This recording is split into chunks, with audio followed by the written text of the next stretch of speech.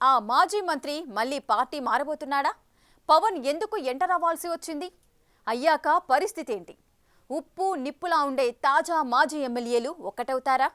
అధిష్టానం ఆదేశాలను పాటిస్తారా లేదా పక్కన పెడతారా?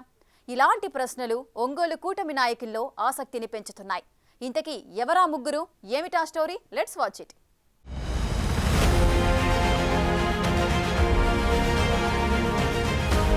ఒంగోలు రాజకీయం ఎప్పుడూ ఆసక్తికరమే. ఎందుకంటే ఏపీలోని మరే జిల్లాలో కూడా ఇలాంటి పొలిటికల్ సినారియో లేదని చెప్పాలి. అందుకు కారణం మాజీ మంత్రి, ప్రస్తుత జనసేన నాయకుడు బాలినేని శ్రీనివాస్ రెడ్డి. ఆయన జనసేన తీర్థం పుచ్చుకున్నప్పటి నుంచి కూటమి ప్రభుత్వంలో ఒంగోలు నియోజకవర్గ రాజకీయం నాటకీయ పరిణామాల నడుమ సాగుతోంది.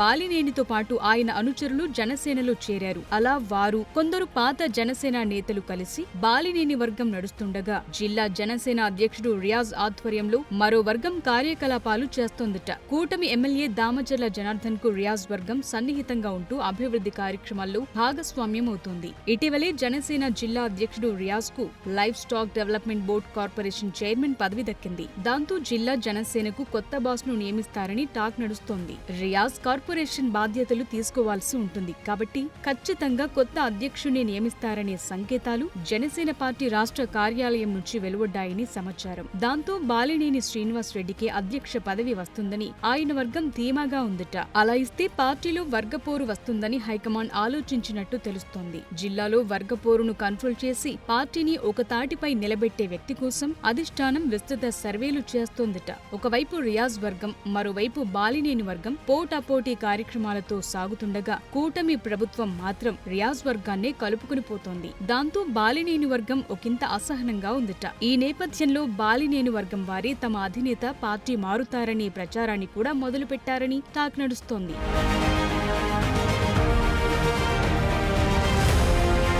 అయితే పార్టీ మార్పు అనే ప్రచారానికి బాలినేని మార్కాపురం సభతో ఫుల్ స్టాప్ పెట్టారు. సభకు హాజరైన బాలినేనికి జనసేన అధినేత పవన్ కళ్యాణ్ తగిన ప్రాధాన్యం ఇచ్చారని అతని వర్గం హ్యాపీగా ఉందట. పనిలో పనిగా జిల్లా అధ్యక్ష పదవిపై కూడా చర్చ మొదలైంది. జనసేన కొత్త బాస్ ఎవరు అనే చర్చ జోరందుకున్న నేపథ్యంలో మరోమారు పార్టీ అధిష్టానం దృష్టి సారించిందట. ఇది కూటమి ప్రభుత్వానికి కొత్త చిక్కు తెచ్చిపెట్టేలా ఉందని తెలుస్తోంది. నిన్నటి వరకు అవకాశం వచ్చినా రాకపోయినా అవకాశం కల్పించుకోనైనా బాలినేనిని విమర్శిస్తూ వస్తున్న టీడీపీ ఎమ్మెల్యే దామచర్ల జనార్దన్ అతనితో కలిసి కార్యక్రమాలు చేయటానికి ముందుకొస్తారా? కలిసి కార్యక్రమాలు చేసేది సాధ్యమేనా అంటూ కూడా జోరుగా చర్చ సాగుతోందట. పవన్ కూటమి పార్టీ నేతలంతా కలిసి పనిచేస్తారని సభాముఖంగా తెలియచేసినప్పటికీ ఒంగోలులో అది జరిగేది నిజమేనా అని అనుమానాలు మాత్రం పోలేదు.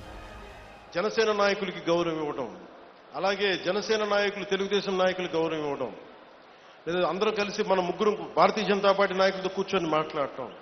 సమస్యలు వస్తాయి, ఒక్కోసారి ఇబ్బందులు ఉంటాయి, కానీ వాటిని అధిగమించి ముందుకెళ్ళటమే మన లీడర్షిప్ క్వాలిటీ.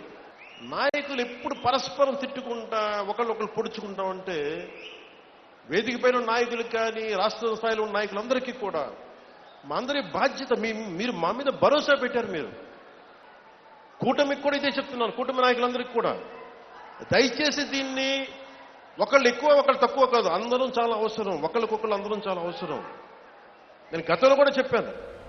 ఒంగోలు కూటమిలో ఈ ముగ్గురి మధ్య సమన్వయం సాధించడం అధిష్టానానికి పెద్ద సవాల్గా మారింది. ఎందుకంటే రియాజ్ వర్గం ఎమ్మెల్యే దామచర్ల జనార్దన్ కు సన్నిహితంగా ఉంది. బాలినేని వర్గం మాత్రం అటు రియాజ్ టీం కు, ఇటు దామచర్ల వర్గానికి కొరకరాని కొయ్యలా తయారైందనే టాక్ నడుస్తోంది. ఈ క్రమంలోనే పవన్ నేరుగా స్టేజ్ పైనే ఇరు వర్గాలకు క్లాస్ తీసుకున్నట్టు కనిపిస్తోంది. ఈ క్రమంలోనైనా తాజా మాజీ ఎమ్మెల్యేలు ఒకటవుతారా? పాత పద్ధతిలోనే సై అంటే సై అనుకుంటారా అనేది చూడాల్సి ఉంటుంది. ఓవరాల్ గా ఎమ్మెల్యే దామచర్ల జనార్దన్, మాజీ మంత్రి బాలినేని శ్రీనివాస్ రెడ్డి కలిసి కార్యక్రమాలు నిర్వహిస్తే చూడాలనుకునే ఒంగోలు ప్రజల ఆశలు నెరవేరే అవకాశం ఉందా అంటే చెప్పలేమంటున్నారు పొలిటికల్ ఎక్స్పర్ట్స్. ఎందుకంటే రాజకీయాల్లో ఏదైనా పాసిబులే.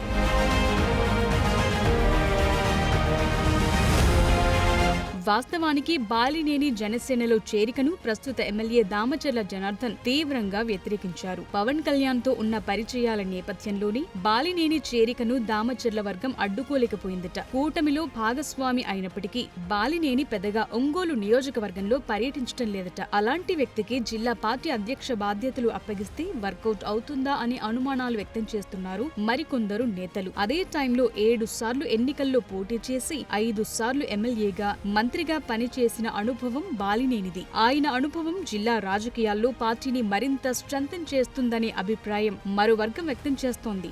మరి జనసేనాని మనసులో ఏముందో తెలియాలంటే కొంత వెయిట్ చేయాల్సిందే.